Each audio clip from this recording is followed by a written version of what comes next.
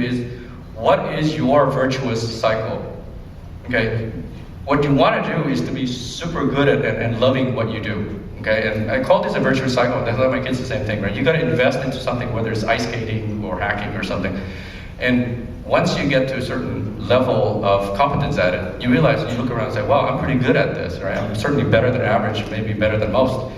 And then the love of doing it actually comes a lot from that. And then you get better and better at it, okay? Don't get stuck in that plane of mediocrity when you're pretty good, okay? Because that is actually not where innovation comes from, okay? You can be good technologists, okay? But really to create something, you've got to be really, really good at something. And for me, it's software, okay? I can't dance much, I can't sing, and I'm glad I wasn't there just last night, right? But I'm quite sure I can run circles around you when we talk software, okay? So, and when you're really good at something and you enjoy it, work becomes fun, okay? So it's good all around. So do the best that you can, right? Be really good at something, and you will actually, by being super good as an individual, you're gonna actually be, you know, I think this is the best way you can help Vietnam. All right?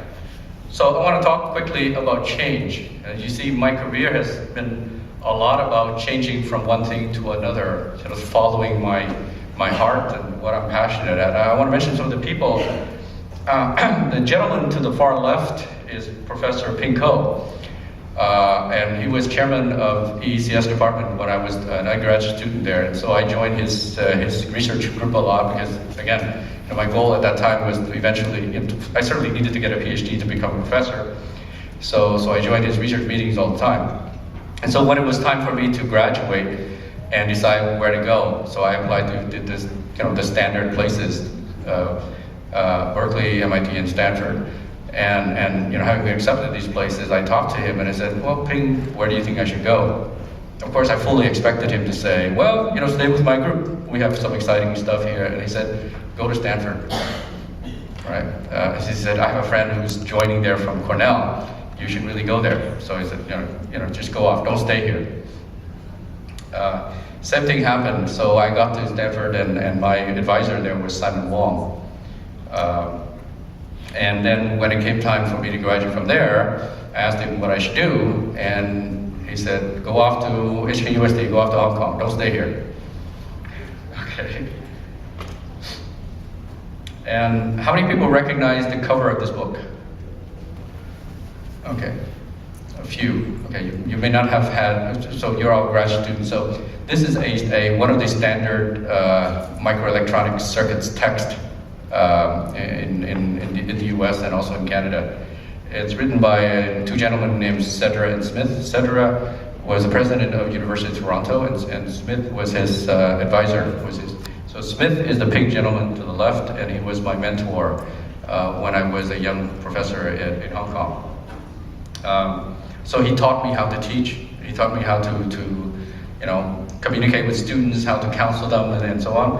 But one of the things he also taught me is to say, when it came time when I was trying to decide whether to continue with academia or go off and start my own company, he said, leave. Okay. So. And another gentleman, this gentleman's name is Mr. Patrick Huynh. He's CEO of Sacbank, a bank in Hong Kong, Macau. This is the bank that I work with, one of the companies that I built. After we had sold the company, and then I talked to him, and I had to decide whether to stay in Asia, because when we first left for Asia, we always said we were going to come back to the US, and my oldest daughter at the time was already 10 years old. And said, should I stay or should I go back to the US? Because staying meant actually moving to China, Shanghai, and all of that. And he said, leave, go back to the US. Okay? And there's a theme here that you can see, right? So, of course, I don't want to, the wrong theme for you to draw from that is that all these people wanted me to go away. So I'd like to think I know a little better, because all these people advised me to do things that were actually against their own personal interest, right? Because they could certainly use me and work with me. But but they all believed in me and helped me make the very hard decisions, because each of these transitions are actually very, very hard. And so what you want to do is really find and hang on to the people who believe in you, right? Because you will need them as you make these transitions. And like me, you'll need to thank them all the time. So we keep in close touch. In fact, 2 of those people are actually godparents of 2 of my children. The second thing that I draw out of this is that you're probably very smart, right? And probably very stubborn as well.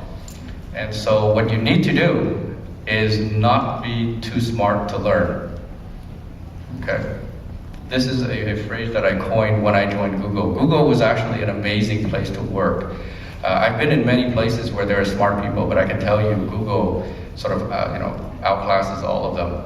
But the one thing that I tell a lot of the guys I work with is don't be too smart to learn. Okay? Well, I can tell you a lot more about that, but I think you can draw from that what you like. So one thing I've learned is I'm never too smart to listen to good advice.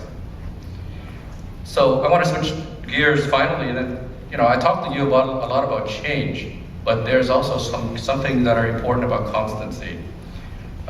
So for me, there have been 3 very clear pecking order. It's always been clear and consistent throughout all my life. Number 1 is family, number 2 is work, and number 3, and there's sort of a gap between 2 and 3, unfortunately, or fortunately, depending on how you look at it, is friends. Okay, your priority system doesn't have to be this, it can be something different, but be clear you know what it is. Right, some pictures of my family. So my call to you is have a clear and consistent value system, because when it's time to make those hard life decisions, that will help you, that will help clarify it for you. Okay, it's not about the decision itself, it's what you do with it afterwards. And so if you have a clear sort of ranking system, the hard decisions become not so hard to make. And of course, Tom asked me to talk a lot about entrepreneurship, and there's a whole panel for it a little later, and I've talked to you about various companies that I started and how I certainly had a very hard time making decisions to leave academia, which is something I haven't worked up all my life up to this point to do, and then said, well, I'm actually failing at this, and I actually really like that a lot more. So I said, what is the one thing that I can tell you about entrepreneurship? Because I know many of you are thinking about doing that today, and some of you actually talk about, well, can I maybe think about taking a semester off of my PhD program, and so on. And my advice to you is actually you have a lot more time than you think. Okay, I remember being 26 and I was always running out of time. I said, no, I want to do this now, but actually, many years later, you have time. Maybe the best thing that you should consider is first work and learn all you can, certainly at a world-class company, because it'll leave you much better equipped. Right? Silicon Valley, for example, has companies like, it's a machine. And to work in these machines and see how the machines work. In fact, a lot of people who work in these machines don't really appreciate it. But you see how these systems are well honed and they just churn out great companies, right? Management systems, venture capital and so on. So you can learn a lot by spending a year, 2 years at some of these places before starting your own venture. And then you can make different mistakes and not make the basic mistakes that you would otherwise make on your own. So it's kind of reversed. I'm not here to actually tell you to go and start your own companies now. You're not that well equipped for it. So last step. Okay. The last assignment is, so there's about 100 people here. So what I want you to do, you already picked a number with a name, right? Okay. So after this talk, I want you to find the person that you exchange names with, and give you your number, the number that you picked. And again, it's an honor system, okay? And if the number that you are picked with your name is divisible by 3, then I want you to send me an email, because you get a prize, okay? Well, the prize is actually a $25 restaurant.com gift card from my company. Okay?